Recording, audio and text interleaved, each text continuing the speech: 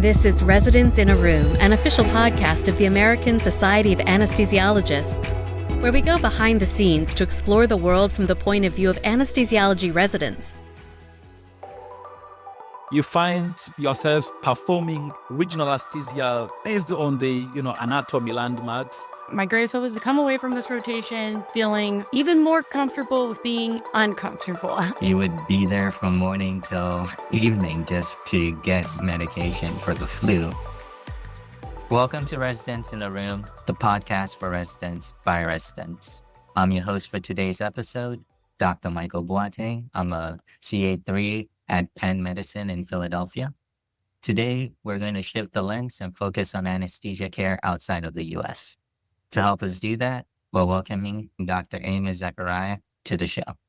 Dr. Zacharia is calling in from Tanzania, where he works as a pediatric anesthesiologist. And an extra note, Residents in a Room is supported by U.S. Anesthesia Partners. USAP is proud to invest in the future of anesthesia, empowering anesthesiologists to deliver exceptional care. Finally, I'm joined by a fellow resident. Can you introduce yourself? Hi, this is Shannon Paquette. I am a CA3 at UT Southwestern in Dallas, Texas, and I'm excited to be here today. Thanks for being here, Shannon. And Dr. Zacharia, I believe you were a 2024 ASA Charitable Foundation Global Scholar and a 2022 Society for Pediatric Anesthesia Global Scholar. Can you talk a little about your background, your current role, and your pathway so far? Thank you so much. I did appreciate for having me. And as you said, I am pediatric anesthesiologist, currently working in Tanzania. Born and raised here in Tanzania by both training, meaning undergraduate training and postgraduate training. I did both of them here in the country. And later on, in 2023 is when I took another subspecialty where I went at the University of Nairobi. I took my fellowship under the World Federation of Sort of Anesthesiologists, where I did my fellowship in pediatric anesthesiology. I graduated last year, and then I came back in the country. And as we speak, I am based in the Southern Highland zone of the country. It's also a privilege that also I serve as a head of department of anesthesia and critical care here at Mbeya Zone Referral Hospital, which is a university teaching hospital. Thank you. Thank you so much, Zacharia. US-based anesthesiologists may have some preconceptions about what it's like to practice abroad and in low-resource settings, but our listeners don't get to hear from anesthesiologists with your experience and expertise often. Can you take us into your daily life and explain what your practice looks like? Well, thank you. I think that's a very great question. I think the daily life of an anesthesiologist really is not different. I mean, across the world. That's what that's my perception. Meaning, I do attend patients in clinics. I go to the operating room to provide anesthesia. I do teach. I am a mentor to some of the anesthesia trainees. And I also find time to read and write something about what I do on the daily basis. So perhaps the difference really might be in terms of the environment where I am working. When I wake up, I go to work, and the time I go back sometimes is not predictable. I might come back late in the evening or at night based on the number of cases I have to attend. I might say I'm on call 24/7 because as the honorary pediatric anesthesiologist where I work, my phone should be on 24/7. In a nutshell, that's my routine. That's my practice every day. As you mentioned, your typical day isn't as different as other anesthesiologists worldwide, but you did mention some environmental differences maybe. Can you tell us what challenges do you face when it comes to resources? And I'm thinking of not only like things like medical supplies or medications, so like more infrastructural things like roads, electricity. And as you mentioned, you are the only pediatric anesthesiologist in your catchment area. So even the workforce, what's the scope of the challenge? I think challenges, I might group them into perhaps 3 groups. We have human resource challenges, infrastructure, and a system. To start with, I would say the biggest challenge for a few years, which I have practiced as anesthesiologist, but also as pediatric anesthesiologist, is really, the right thing to do, but sometimes you can't do, or if you do, then you do it partially. If I may start with the human resource, well, my hospital, for example, has 13 operating theaters, and we are only 4 anesthesia physicians. That means anesthesiologists. We are only 4. So majority are non-physician anesthetists. Now you can imagine how you divide yourself into those 14 operating rooms. You will still need to go to the ICU, to learning clinics. So really human resource is an issue. And we have learned to adopt and, to learn in those circumstances where the human resource is a problem. I think another challenge which I may wish to state here is about infrastructure. So equipment, drugs. I know for example, in the US, some of the residents, for example, might have not seen halothane, and maybe you have only read in textbooks, but we still use halothane. And perhaps you have a potential difficult airway. You think I need here video laryngoscope, but you don't have a video laryngoscope. So I have learned to use whatever I have, like direct laryngoscope has just been my, my tool I have for laryngoscope and intubation. Yeah. I know in the US you have a luxury to do a lot of procedures like regional anesthesia. I mean, how do I do regional anesthesia without having an ultrasound, for example? So you find yourself performing regional anesthesia based on the, anatomy landmarks. As I said, another problem might be to do with the systems, where we would want to do evidence-based practice, but, implementing evidence-based practice in environment where you have a problem with human resource and infrastructure might be problematic. So those are some few challenges. Oh, Thank you for sharing. Yeah. It sounds like you, because my thought was going to be, what do you do in those situations? And you kind of already explained to us how you have to think on your feet and quickly use what's available to you. As far as the trainees that you work with, what is their training like when they have exposure to things like halothane, maybe stuff we don't have here, and what fellowship training like there? And do you happen to know how the training in Tanzania might compare to other countries in Africa? So as I said, I think majority of anesthesia care providers in Tanzania are non-physician anesthetists. In the country of about now 64 million, there are only 104 anesthesiologists, yeah? So, but the rest are non-physician anesthetists. And currently, we don't have any fellowship center in the country for anesthesiologists to subspecialize. That's why when I needed to subspecialize in pediatric anesthesia, then I had to go to Nairobi in Kenya to be trained as a pediatric anesthesiologist. I mean, if you want to subspecialize maybe in regional anesthesia, anesthesiologists have been going to China or to West Africa, where the fellowship in regional anesthesia, for example, are provided. So to be honest, in the country, we don't have any a fellowship program. It's a lot of insightful things you mentioned so far.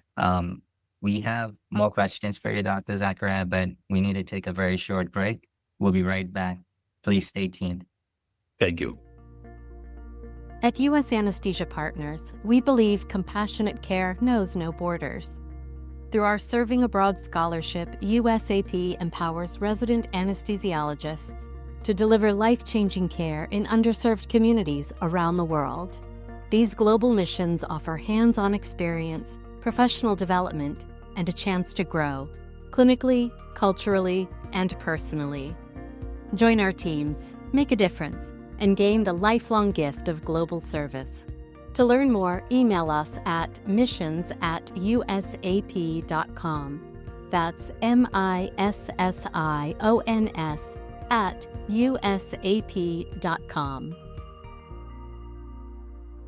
Welcome back. So, as an ASA Charitable Foundation Global Scholar, you spent some time in U.S. facilities doing an observership. Was there something that surprised you about how anesthesia is practiced in the U.S.?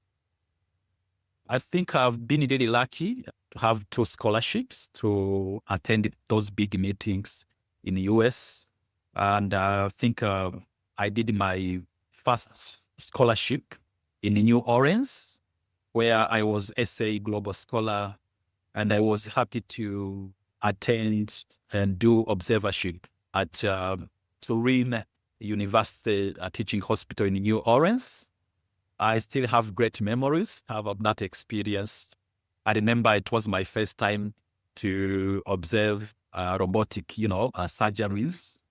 Wow, that was, like the room was full of machines. And I mean, that was very much exciting because we just read in the textbooks, the literature.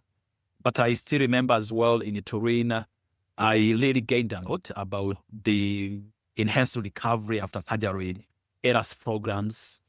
They were able to share with us some of their protocols, which I have carried them back home here. And some of the ARAS program I do here is because of the nice guidelines and the exposure I got from Turin University Teaching Hospital. And then I'm lucky also that last year I happened to be among of the SPA Global Scholar. And I went to do my observership in Chicago at Lurie Children's Hospital, another fantastic hospital. I can remember a few exciting moments like observing intrauterine fetal surgeries.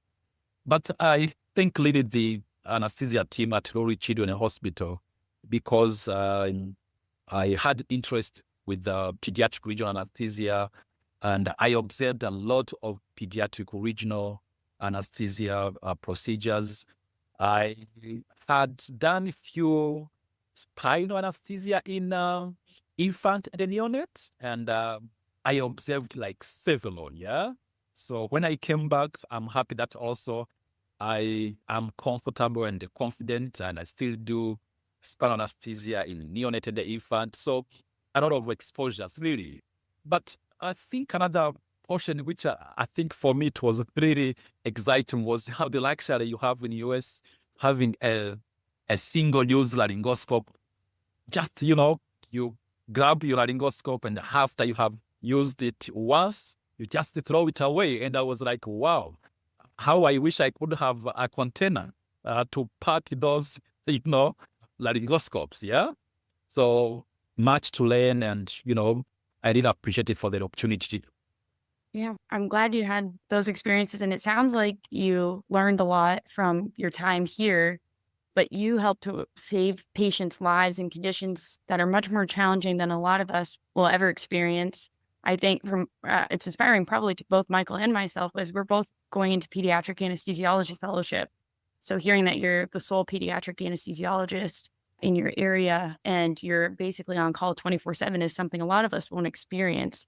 What is your work taught you that might surprise or just educate those of us working here in the U.S.? And what's the ultimate learning point that you feel like you can provide us? Because I think you've got a lot that we can learn from. Well, I think over years now, what I have come really to learn, and I continue learning every day. So number one is, no matter really how experienced I might be, and no matter how much knowledge you have, if you work in a resource limited setting, you have to make sure you train everyone, in the operating room, starting with a surgeon. Because so I have learned really to make sure I pass my skills and knowledge, at least for the team I'm working with, to know what I'm doing. In case I have any critical incident, then they might be the right people really to extend hand and assist me.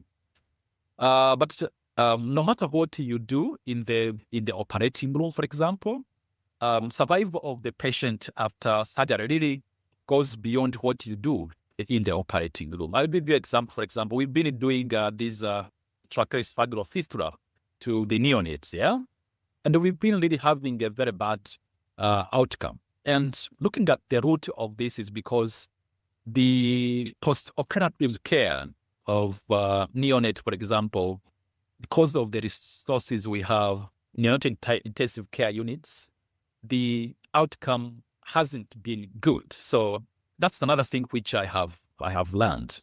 But I don't say that everything is bad. We still have exciting and outcome, admitted patient who come late, but we do a lot and we save their lives. But finally, I have learned to remember that I have a place, I call it home. So after work, I go back home and I can meet my family members. I mean, I have learned to take it easy and to remember that there is always tomorrow. If you have a bad day today, tomorrow is another day to improve. Very, very inspiring. Having the work-life balance and being dedicated to your patients, even in situations where it might not be very favorable for them. I think that's truly amazing. Thank you so much for sharing. So as anesthesiologists working in the US, sometimes we find it difficult to figure out how we can make a difference beyond our country borders. So is there something our listeners can do to help? Is there a way for us to make a difference? Thank you. I think that is very important question you've posed.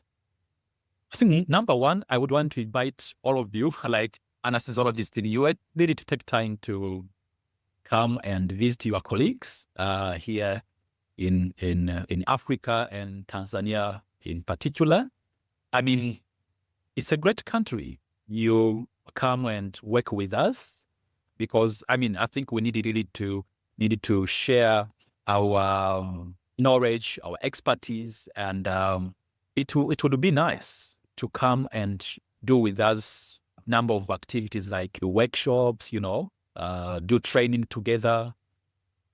And really, I would want to stress that you need to continue providing opportunities for anesthesiologists from Africa, for example, to come to US for observership, because believe me, when we come back, we have a lot to implement and we turn into great readers of our institutions. So it's really a great thing. But I think also you needed to take time to come and visit us and, do some collaborative works together.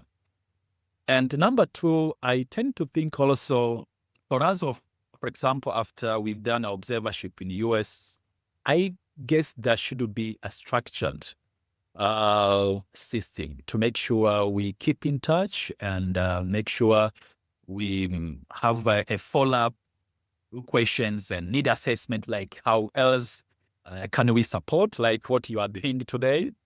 Because I know we can do collaborative research, collaborative quality improvement project together, which is a great thing. And finally, I think in particular, for example, in Tanzania, what I have told you, we did have a zero center for fellowships. So any anesthesiologist who want to subspecialize needed to go outside the country. I find this as a critical need. If we can work together with our colleagues in the US to partner with us, really to make sure we open up centers in Tanzania to train our colleagues. It might not be something to do with the finance, just, expert assistance, and to make sure we can grow a family of anesthesiologists in Tanzania who are competent, trained enough to care for our patients who might need different kind of surgical approaches. All right, now perhaps also I may ask you some few questions. And if I may start, I have learned that you are recipients of the ASA Resident International Scholarship for this year, 2025 and 2026. So I'd like to ask you, really, and a bit interested to hear about your interest in the global medicine and really where it stems from. That's a great question. So for me personally, I was born and raised in Ghana in West Africa. I grew up going to the hospital quite often, and I personally experienced a lot of, I guess, inadequacies in terms of like the type of care that I was getting. I grew up with my grandparents in Ghana, and we had like a very small polyclinic in the town that we lived in. There are very few doctors there providing care for the whole town. And you would be there from morning till evening just to get medication for the flu. And it just didn't seem like that's how it's supposed to be. And so when I moved here to the United States and started college and, I saw more of the US health system, it was a complete contrast to what I had experienced in the past. Those better efficiency. And for me, I just felt like I needed to do something to help sort of not level the playing field, but just improve care, access to care. I had the opportunity of doing some global health research in Madagascar as a medical student at Penn, where it focused on healthcare capacity in terms of surgical, anesthetic, and obstetric care. Similar to Ghana and similar to what you've talked to us about, there's definitely a lot of issues in terms of infrastructure, human resources, and, medical supplies, as well as just funding to a lot of the hospitals that I worked at in Madagascar. As a result, I wanted to learn more and better be equipped to tackle these issues. So I did an MPH with a global health focus. And that's how I came to global medicine as a field. That's very interesting, Michael. For me, I've wanted to be a doctor since I was a little kid. And for as long as I can remember, I always envisioned that including global medicine. My understanding of what that meant, of course, changed as I progressed through my undergraduate studies and then medical school. And I began to appreciate the complex nuances of what that engagement really means. When you boil it down to its most simple terms, though, I think the core principle of being a physician is wanting to help people where help is needed most or where you can be the most beneficial. And that might not be an area that's geographically close to where you grew up or where you currently live. So my first exposure to global health work was through a semester-long course that I took in undergrad in preparation for a medical trip to Belize that really emphasized the importance of intentional and sustainability-focused partnerships with local healthcare providers when you engage with global medicine, which I think you really highlighted for us, Dr. Zacharia. And that course that I took didn't shy away from, addressing the harm that can be done when those activities aren't done thoughtfully and informed by the insights of people who know that community where you're working the most. And that's, of course, the people who live and work there every day. So that course really helped change my perspective, I think, because before college, those were things that I, naively had never considered before. And I think like many others who are interested in global health, learning about the work that Paul Farmer has done during that course really impacted me. And my experience in Belize ultimately led me to later go to Burkina Faso later in my undergraduate studies, and then Ecuador for a 2-month experience between my first and second year of medical school. In my transition between general surgery and anesthesiology residency, I did a year of team science and education research, which made me really excited about an entire field of study that can improve clinical outcomes without a reliance on additional technology by equipping people with more effective teaming skills, which again, I think Dr. Zacharia, you really highlighted, saying where you're working in Tanzania, you have to make sure everybody is educated, and including the surgeons, all the personnel that you might be interacting with in the hospital.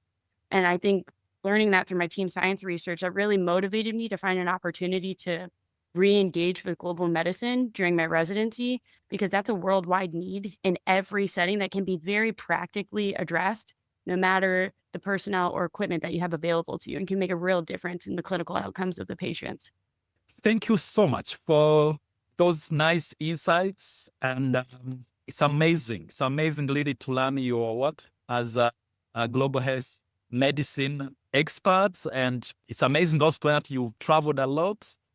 It's very exciting also that you also even come to Africa, Burkina Faso, Ghana, Madagascar. It's really encouraging. And thank you so much for what you are doing.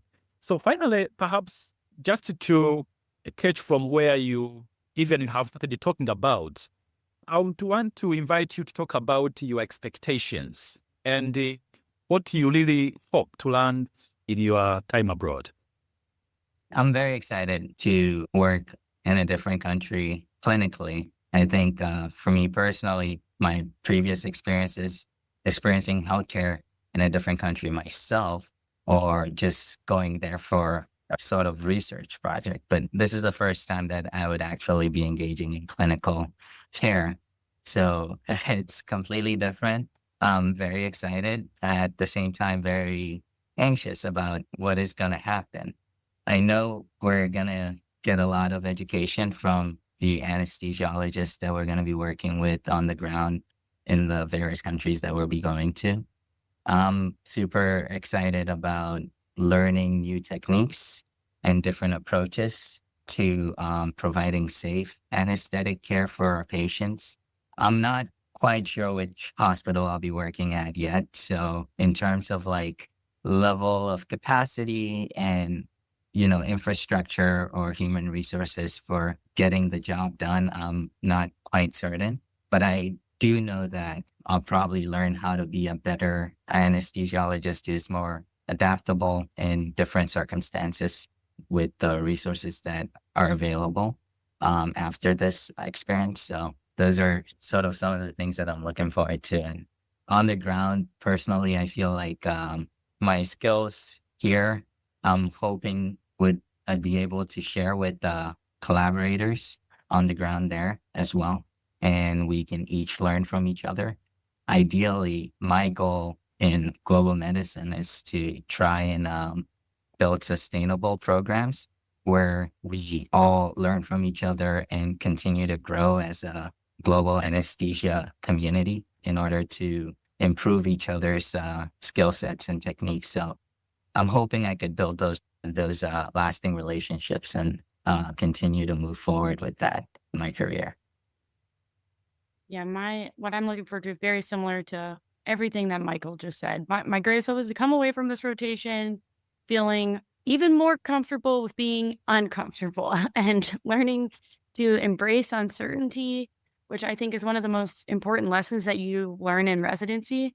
I know I may not be afforded access to the same equipment or even medications or volatile gases, anesthetics, that I perhaps have become reliant upon or used to where I currently complete my training. I'm looking forward to the challenge of thinking on my feet and being more innovative and curious about other ways we can execute and provide the same clinical care. I also think the best way to test my own knowledge and my readiness for graduation is to teach, of course, especially outside of my comfort zone. I really look forward to getting to share some of the insights that I've learned over the last several years of training, including my team science research with the physicians and the other healthcare workers that I'll be with, and conversely, also growing as a clinical educator. I'm excited to see, where those relationships are going to take me in the future, and I really hope to form some long-term partnerships. I have not selected my site yet, so Dr. Zacharia, if you're interested, I'm interested. I would love to join you in Tanzania. Thank you so much. Let me tell that it's really nice, and I must say that we are happy to hear from you, and you have nothing to worry, provided that you are coming to this part of the world to make sure you improve the quality and the safety of our patients. We are ready to receive you. We are ready to guide you and work with you. And for sure, personally, I wish you, both of you, all the best as you pursue your training. And I think from my background, I would say you have my prayers, and how I wish that whatever you are doing will turn into a great thing to bless the whole world. Because as you said correctly, if a child is being operated in the US, should be operated the same way in Tanzania and elsewhere across the world, because we want to make sure everyone has an access to safe, high quality surgery and anesthesia care. So thank you so much and all the best. Thank you, Dr. Zacharia. Yes, thank you so much. Really appreciate you taking the time. Well, this has been such a terrific conversation. This episode was brought to you by U.S. Anesthesia Partners, empowering people to advance exceptional care. Thanks for joining us today. We hope you join us again soon for more Residents in a Room, the podcast for residents by residents.